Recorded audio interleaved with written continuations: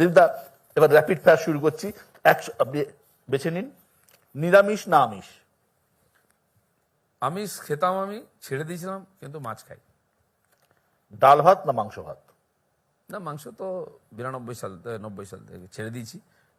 ডালও খাই না, যেহেতু একটু প্রোটিনের সমস্যা হতে পারে। সবজি আর ভাত খাই আমি। সংগঠন না নির্বাচন? সংগঠন দিয়ে শুরু করেছিলাম, এখন সবই করতে হচ্ছে। নরেন্দ্র মোদী না অমিত শাহ? দেখুন, এটা তো দুটোই লাগবে, ভাত আর ডাল না হলে পুরো খাওয়া হয় না। দুটো একদম পরিপূরক। মোদী না অটল বিহারী বাজপেয়ী? এটাও ঠিক, একজন গাছের কাণ্ড, একজন পাতা ফল। সুকান্ত না শুভেন্দু? দুজনকেই লাগবে, দুই ফলা, ডান দিক বাঁ দিক। গরুর আমরা ছোটবেলা চাষা লোক তো হাল চালিয়েছি, দুটো বলদ না হলে হাল হয় না। 21-এর বঙ্গ বিজেপি না 24-এর বঙ্গ বিজেপি? এটা একটা বিবর্তন, 21 থেকে 24-এর দিকে এগিয়ে যাচ্ছি আমরা, কোনোটাকে আলাদা করা যাবে না।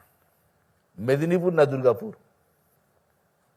খড়গপুর থেকে মেদিনীপুর হয়ে দুর্গাপুর বর্ধমান পৌঁছেছি, এটা হচ্ছে প্রগতি। এক জায়গায় দাঁড়িয়ে থাকা, বাইরে পা ফেলার হিম্মত নেই, এরকম করলে রাজনীতি চলে না। সব জায়গার জন্য প্রস্তুত থাকা উচিত। জ্যোতি বসু না বুদ্ধদেব ভট্টাচার্য? বিবর্তন বললাম না, জ্যোতি বসু থেকে বুদ্ধদেব ভট্টাচার্য, নূতন বামফ্রন্ট দেখলাম আমরা। তো এই দুটোই ইতিহাস, কিন্তু আজ তো কোনোটাই পিকচারে নেই। রাহুল গান্ধী না অভিষেক বন্দ্যোপাধ্যায়? রাহুল গান্ধীর ভবিষ্যৎ আমার মনে হচ্ছে না খুব উজ্জ্বল বা আছে। অভিষেক ব্যানার্জির ভবিষ্যৎ আছে, কিন্তু পার্টির ভবিষ্যৎ নিয়ে চিন্তা আছে।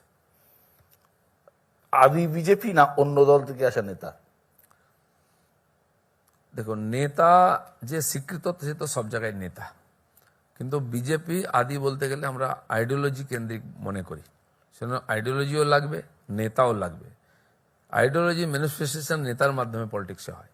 আমাদের নেতা ছিল না বলে এত নেতা নিতে হয়েছে।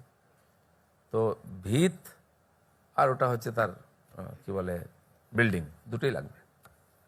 উত্তম কুমার না সৌমিত্র চট্টোপাধ্যায়? বহুদিন এদের সিনেমা দেখিনি, কিন্তু একসময় বাংলা সিনেমার তো এরা পায়োনিয়ার ছিলেন। উত্তমের কোনো তুলনা নেই, কিন্তু সৌমিত্র চট্টোপাধ্যায় এত বছর সেবা দিয়েছেন বাংলা সিনেমাকে, তার একটা বিরাট যোগদান আমাদের সিনেমাতে আছে, তাকে অস্বীকার করা যাবে না। রেখা না হেমা মালিনী? রেখা তাড়াতাড়ি একটু সিনেমা থেকে সরে গেলেন, তার একটা আলাদা ছিল। হেমা মালিনী এখন ওর সিনেমা হয়ে রাজনীতিতে খুব সক্রিয় আছেন, আমার সঙ্গে নিয়মিত পার্লামেন্টে দেখাও হতো।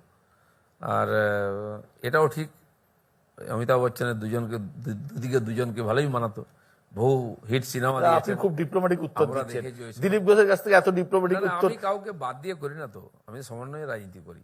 আপনি দেখেছেন এত লোককে নিয়ে সংসার করেছি আমি। রফি না কিশোর? না বলবো না, অল্টারনেটিভ নয় কেউ। কিশোর দার আলাদা গুরুত্ব আছে, তাকেও ভাল লাগে, আর রফিরও গান আছে, সবার ভাল লাগে।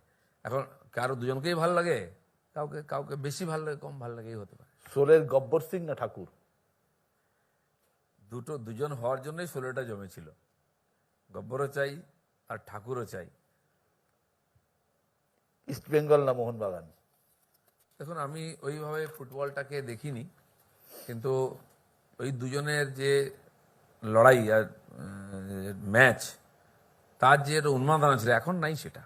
আপনি 30 বছর 40 বছর আগে আমরা যখন ফুটবল দেখতাম, কিন্তু ভাবুন কি রমরমা হতো, পতাকা টাঙিয়ে হই হই করে মাঠ কাঁপিয়ে সবাই দেখতে যেত।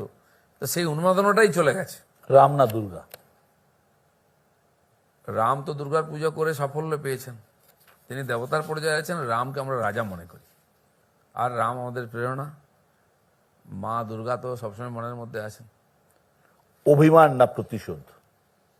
আমি দুটোতেই বিশ্বাস করি না, আমার জীবনে দুটোর কোনো জায়গা নেই। বুলেট না সাইকেল? আমি সাইকেল থেকে গিয়ে বুলেটে পৌঁছেছি, এখনো সাইকেলও চালাই, এখনো বুলেটও চালাই।